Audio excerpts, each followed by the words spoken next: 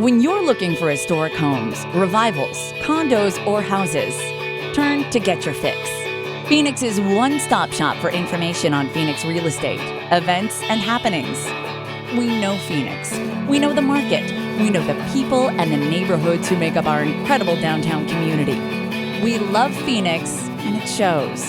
And now your host and agent, Ken Clark. Hello and welcome to our new episode of Get Your Fix. We are your premier source for historic properties, urban living, and just loving Phoenix. I'm your host and realtor, Ken Clark. I'm a historic property owner myself. I've actually renovated 2 historic homes, and I'm working on my 3rd right now. So if you saw our first video a few weeks ago, I explained just what we're doing here. This is our inspirational, motivational, and educational historic tour project. In short, there are 35 historic neighborhoods officially in Phoenix, and we're going to tell you a little bit about each one of them. These historic neighborhoods are really important to the housing market in Central Phoenix. Their presence here has had a major impact on our local economy, and they have a kind of a gravitational influence on prices downtown. You like that? Gravitational influence? It makes me sound all sciencey, you know? But really, I don't mean gravitational as in holding prices down. I mean gravitational as in people want to gravitate to these historic neighborhoods. Folks know that historic properties in Central Phoenix lost less of their value during the Great Recession and rebounded faster than other parts of town.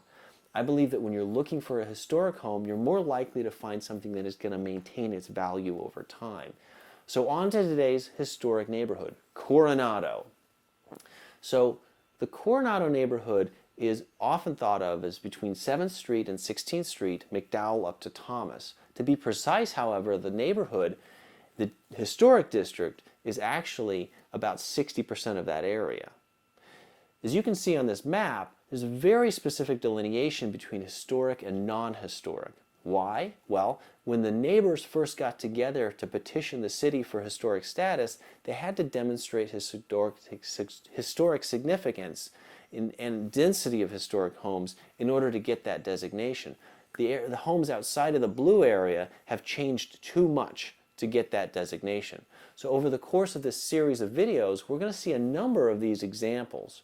There can be a benefit to this situation, actually. I call it being historic adjacent. In my experience, many homes that are historic adjacent benefit from the stability and higher prices of this historic neighborhood, but they're not required to follow the same rules that apply to historic homes. In other words, you can change your windows without getting permission from the Historic Preservation Office first.